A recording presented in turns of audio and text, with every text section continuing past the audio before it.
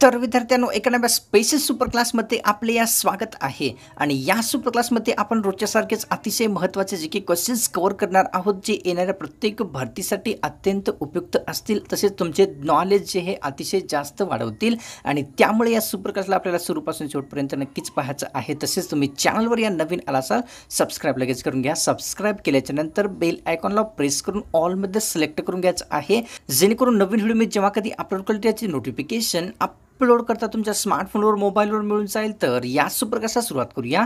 सर्वात पहिला प्रश्न पाहूया. प्रश्न मित्रांनो आपल्यासमोर या ठिकाणी असा आहे, पार्लेजी पुड्यावरील मुलगी आता किती वर्षाची म्हातारी झालेली आहे? पार्लेजी पुड्यावरील जी मुलगी आहे ती आता एकूण किती वर्षाची म्हातारी झालेली आहे? ऑप्शन क्रमांक 3 करायला मित्रांनो, 71 वर्षाची जी म्हातारी आहे पार्लेजी पुड्यावरील जी मुलगी आहे ती आता झालेली आहे. पुढचा प्रश्न पाहूया. अंड्यावरील पांढऱ्या भागामध्ये कशाचे प्रमाण सर्वात जास्त असते? अंड्यातील पांढऱ्या भागामध्ये खालीलपैकी कशाचे प्रमाण जास्त असते? ऑप्शन क्रमांक 2 करायला मित्रांनो, प्रथिनांचे प्रमाण जे आहे अंड्यामधील पांढऱ्या भागामध्ये स्थित असते. पुढचा प्रश्न, मलम बनवण्यासाठी खालीलपैकी कशाचा उपयोग केला जात असतो? मलम बनवण्यासाठी खालीलपैकी कशाचा उपयोग केला जातो? ऑप्शन क्रमांक 1 योग्य राहील मित्रांनो, मर्क्युरिक ऑक्साईडचा उपयोग जो आहे मलम बनवण्यासाठी केला जात असतो. पुढचा प्रश्न पाहूया. रक्ताशय खालीलपैकी कोणते किरण शरीरावर पडल्याने होत असतो? रक्ताशय खालीलपैकी कोणते किरण शरीरावर पडल्याने होत असतो? ऑप्शन क्रमांक 1 योग्य राहील, क्ष किरण हे जे किरण आहे शरीरावर पडल्या कारणास्तव रक्ताशय रोग होत असतो. पुढचा प्रश्न पाहूया. फर्ग्युसन कॉलेजची स्थापना खालीलपैकी कोणत्या व्यक्तींनी केलेली होती? फर्ग्युसन कॉलेजची स्थापना खालीलपैकी कोणत्या व्यक्तीद्वारे करण्यात आलेली होती? ऑप्शन क्रमांक 2 युक्राल मित्रांनो, लोकमान्य टिळक यांच्याद्वारे जे आहे फर्ग्युसन कॉलेजची स्थापना करण्यात आलेली होती. पुढचा प्रश्न पाहूया. लोकमान्य टिळक यांनी MA पूर्ण करण्यासाठी किती वेळा प्रयत्न केलेला होता ते सांगायचं आहे. लोकमान्य टिळक यांनी MA पूर्ण करण्यासाठी एकूण किती वेळा प्रयत्न केलेला होता? ऑप्शन क्रमांक 3 युक्राल मित्रांनो, एकूण 2 वेळा प्रयत्न जो आहे लोकमान्य टिळक MA करण्यासाठी केलेला होता. पुढचा प्रश्न पाहूया. सदानंद सदन या संस्थेची स्थापना खालीलपैकी कोणत्या महिला व्यक्तींनी केलेली होती? सदानंद सदनची स्थापना खालीलपैकी कोणत्या महिला व्यक्तींनी केलेली आहे? ऑप्शन क्रमांक मित्रांनो 1 योग्य राहील, पंडिता रमाबाई यांनी जे आहे सदानंद सदनची एक स्थापना केलेली होती. पुढचा प्रश्न पाहूया. पंडिता रमाबाई यांनी अनाथांसाठी खालीलपैकी कोणत्या संस्थेची स्थापना केलेली होती? पंडिता रमाबाई यांनी अनाथांसाठी खालीलपैकी कोणत्या संस्थेची स्थापना केलेली होती? तर ऑप्शन क्रमांक 4 करायला मित्रांनो, पंडिता रमाबाई यांनी अनाथांसाठी जे आहे सदानंद सदनची एक स्थापना केलेली होती. पुढचा प्रश्न पाहूया. लिम्फोमियामुळे खालीलपैकी कोणत्या पेशीचा कर्करोग होत असतो ते सांगायचं आहे. लिम्फोमियामुळे खालीलपैकी कोणत्या पेशीचा कर्करोग होत असतो? ऑप्शन क्रमांक 2 करायला मित्रांनो, तांबड्या पेशीचा कर्करोग जो आहे लिम्फोमियामुळे होणारा रोग आहे. पुढचा प्रश्न, लहानपणीचे सरोजिनी नायडू यांनी एकूण किती ओळींची कविता लिहिलेली होती? लहानपणी सरोजिनी नायडू यांनी एकूण किती ओळींची कविता लिहिलेली होती? तर ऑप्शन क्रमांक 2 करायला मित्रांनो, लहानपणी सरोजिनी नायडू यांनी जे आहे 1300 ओळींची कविता लिहिलेली होती. पुढचा प्रश्न पाहूया. सरोजिनी नायडू यांना खालीलपैकी कोणती उपाधी देण्यात आलेली होती ते सांगायचं आहे मित्रांनो. सरोजिनी नायडू यांना खालीलपैकी कोणती उपाधी देण्यात आलेली होती? ऑप्शन क्रमांक 3 राहील, केसर ए हिंद ही जी उपाधी आहे सरोजिनी नायडू यांना देण्यात आलेली होती. पुढचा प्रश्न पाहूया. सरोजिनी नायडू यांचा जन्म खालीलपैकी कोणत्या कुटुंबात झाला होता ते सांगायचं आहे. सरोजिनी नायडू यांचा जन्म खालीलपैकी कोणत्या कुटुंबामध्ये झालेला होता? ऑप्शन क्रमांक 2 करायला मित्रांनो, बंगाली कुटुंबामध्ये सरोजिनी नायडू यांचा जन्म झालेला होता. पुढचा प्रश्न, गावातील ग्रामपंचायतीची तपासणी करण्याचे अधिकार खालीलपैकी कोणत्या व्यक्तीकडे असतात ते सांगायचे आहे. गावातील ग्रामपंचायतीची तपासणी करण्याचे अधिकार खालीलपैकी कोणाकडे असतात? ऑप्शन क्रमांक मित्रांनो 1 योग्य राहील, गावातील ग्रामपंचायतीची तपासणी करण्याचे अधिकार महसूल आयुक्त यांच्याकडे देण्यात आलेले आहेत. पुढचा प्रश्न, कोणत्या कलमानुसार उपराष्ट्रपती राज्यसभेचा पदसिद्ध अध्यक्ष असतो ते सांगायचं आहे. कोणत्या कलमानुसार उपराष्ट्रपती राज्यसभेचा हा पदसिद्ध अध्यक्ष असतो? ऑप्शन क्रमांक 1 योग्य राहील, कलम 60 या कलमानुसार जे आहे उपराष्ट्रपती राज्यसभेचा पदसिद्ध अध्यक्ष असतो. पुढचा प्रश्न, घटना समितीचे कामकाज एकूण किती दिवस चाललेले होते? घटना समितीचे कामकाज एकूण किती दिवस चाललेले होते? ऑप्शन क्रमांक मित्रांनो 2 योग्य राहील, 1082 दिवस जे आहे घटना समितीचे कामकाज चाललेले होते. पुढचा प्रश्न पाहूया, भारतीय घटना समितीच्या एकूण किती उपसमित्या होत्या ते सांगायचं आहे. भारतीय घटना समितीच्या एकूण किती उपसमित्या होत्या? ऑप्शन क्रमांक 1 योग्य राहील मित्रांनो.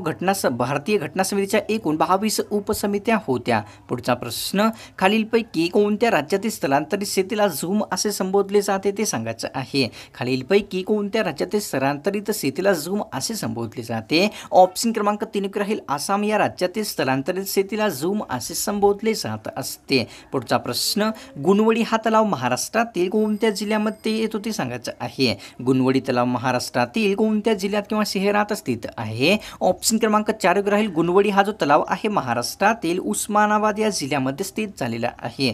पुढचा प्रश्न, स्वराज्य हा माझा जन्मसिद्ध अधिकार आहे असे कोणी म्हटले होते ते सांगायचं आहे.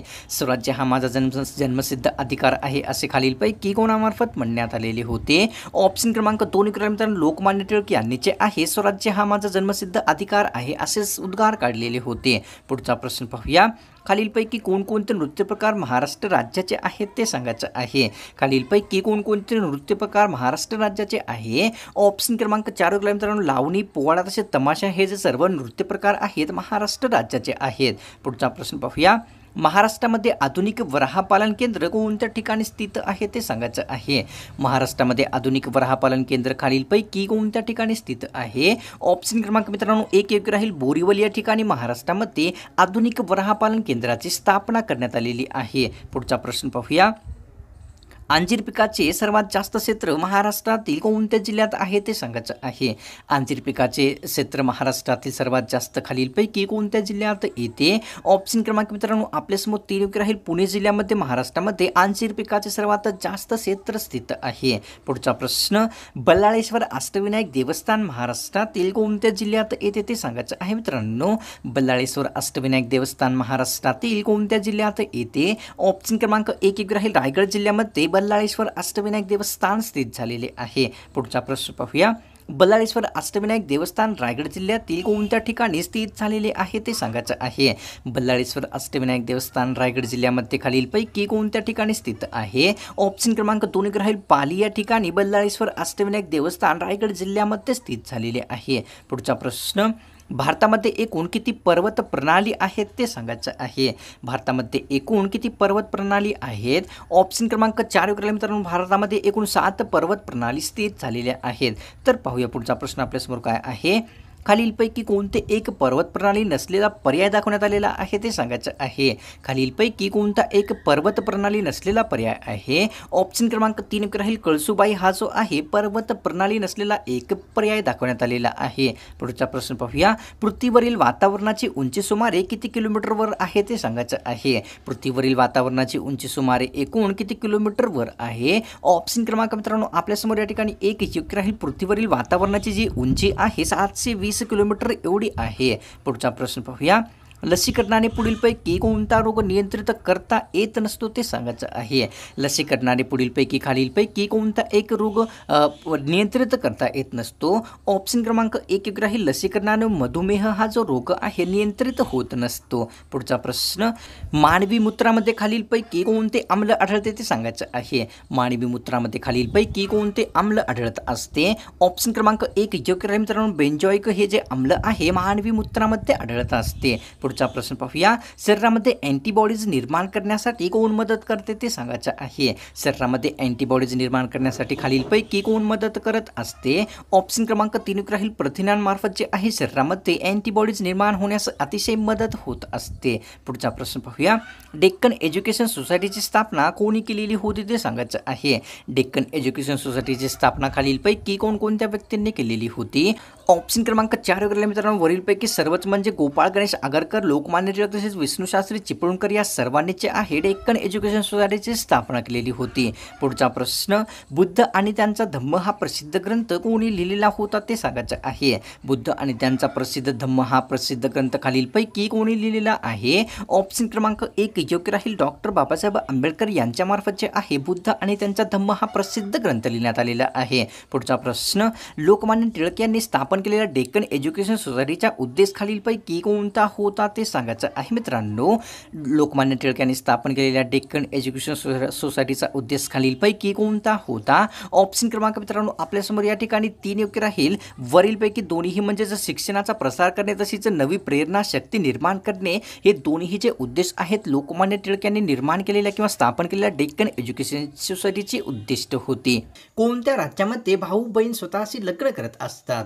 भारतातील कोणत्या राज्यामध्ये भाऊ बहीण स्वतःशी लग्न करत असतात. ऑप्शन क्रमांक मित्रांनो आपल्यासमोर या ठिकाणी 3 योग्य राहील. छत्तीसगड या राज्यातील काही जमातीतील जे लोक आहेत ते भाऊ बहीण स्वतःशी लग्न करत असतात. पुढचा प्रश्न पाहूया. कोणत्या देशामध्ये रात्री 10 वाजेपर्यंत सूर्य असतो ते सांगायचं आहे. जगातील कोणत्या देशामध्ये रात्रीच्या 10 वाजेपर्यंत सूर्य दिसत असतो. ऑप्शन क्रमांक 1 योग्य राहील. कॅनडा या देशामध्ये जे आहे रात्रीच्या 10 वाजेपर्यंत सूर्य दिसत असतो. पुढचा प्रश्न पाहूया. स्वामी विवेकानंद यांनी खालीलपैकी कशाची स्थापना केलेली होती. स्वामी विवेकानंद यांच्यातर्फे खालीलपैकी कशाची स्थापना करण्यात आलेली होती. ऑप्शन क्रमांक 3 योग्य राहील मित्रांनो. रामकृष्ण मिशनची स्थापना आहे स्वामी विवेकानंद यांनी केलेली होती. पुढचा प्रश्न पाहूया. चाफेकर बंधू यांनी 2 ब्रिटिश अधिकाऱ्यांची हत्या कोणत्या शहरात केलेली होती ते सांगायचं आहे. चाफेकर बंधू यांनी 2 ब्रिटिश अधिकाऱ्यांची हत्या खालीलपैकी कोणत्या ठिकाणी किंवा कोणत्या शहरात केलेली होती. ऑप्शन क्रमांक 2 योग्य राहील मित्रांनो. या ठिकाणी पुणे या शहरामध्ये चाफेकर बंधू यांनी एकूण 2 ब्रिटिश अधिकाऱ्यांची हत्या केलेली होती. पुढचा प्रश्न पाहूया. महात्मा फुले यांच्या शाळेतील मुक्ताई ही मुलगी कोणत्या समाजाची होती ते सांगायचं आहे. महात्मा फुले यांच्या शाळेतील मुक्ताई ही मुलगी खालीलपैकी कोणत्या समाजाची होती. ऑप्शन क्रमांक 2 राहील. मातंग समाजाची जी आहे महात्मा फुले यांच्या शाळेतील मुक्ताई ही एक मुलगी होती. पुढचा प्रश्न पाहूया. मुक्ताई या मातंग समाजाच्या मुलीचे खालीलपैकी कोणता एक निबंध लिहिला होता ते सांगायचं आहे. मुक्ताई या मातंग समाजाच्या मुलींनी खालीलपैकी कोणता एक निबंध लिहिलेला होता. ऑप्शन क्रमांक 4 राहील. धार्मिक स्थितीवर हा जो निबंध आहे मुक्ताई या मातंग समाजाच्या एका मुलींनी लिहिलेला होता. पुढचा प्रश्न पाहूया.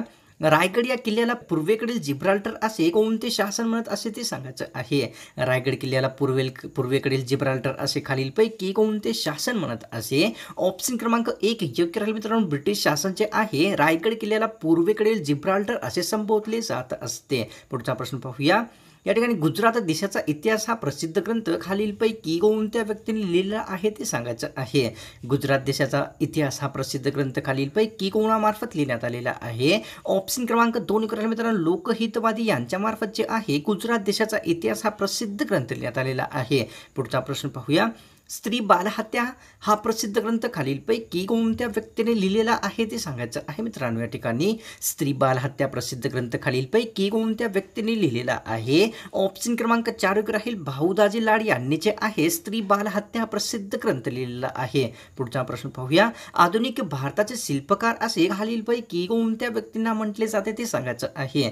आधुनिक भारताचे शिल्पकार असे खालीलपैकी कोणत्या व्यक्तीचे संबोधले जाते. ऑप्शन क्रमांक 2 राहील. लोकमान्य टिळक यांना जे आहे आधुनिक भारताचे शिल्पकार असे संबोधण्यात येत असते.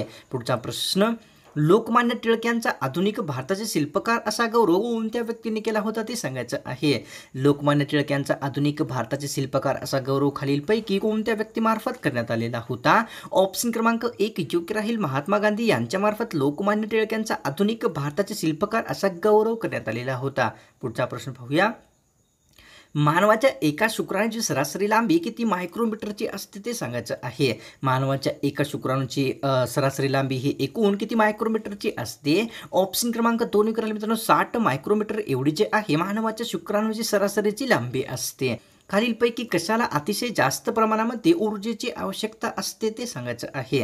खालीलपैकी कोणत्या एका अवयवाला किंवा घटकाला जे आहे अत्यंत ऊर्जेची आवश्यकता असते. ऑप्शन क्रमांक 4 राहील. शुक्राणूला जे आहे ऊर्जेची अत्यंत जास्त प्रमाणामध्ये आवश्यकता असते. पुढचा प्रश्न.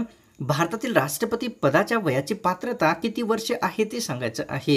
भारतातील राष्ट्रपती पदाच्या वयाची पात्रता खालीलपैकी कोणती योग्य आहे. ऑप्शन क्रमांक 4 योग्य आहे मित्रांनो. 35 वर्षे एवढी जे आहे भारतातील राष्ट्रपती पदाच्या वयाची एक पात्रता ठेवण्यात आलेली आहे. तर विद्यार्थ्यांनो आजची ही स्पेशल सुपर क्लास आपल्याला कशी वाटली. गॅरंटीच आहे की आपल्याला आवडलीच आहे आणि त्यामुळे या सुपर क्लासला सोडण्याच्या पूर्वी एक लाईक नक्कीच करायचं आहे. तसेच चॅनलवर नवीन असाल तर सबस्क्राईब लगेच करून घ्यायचं आहे.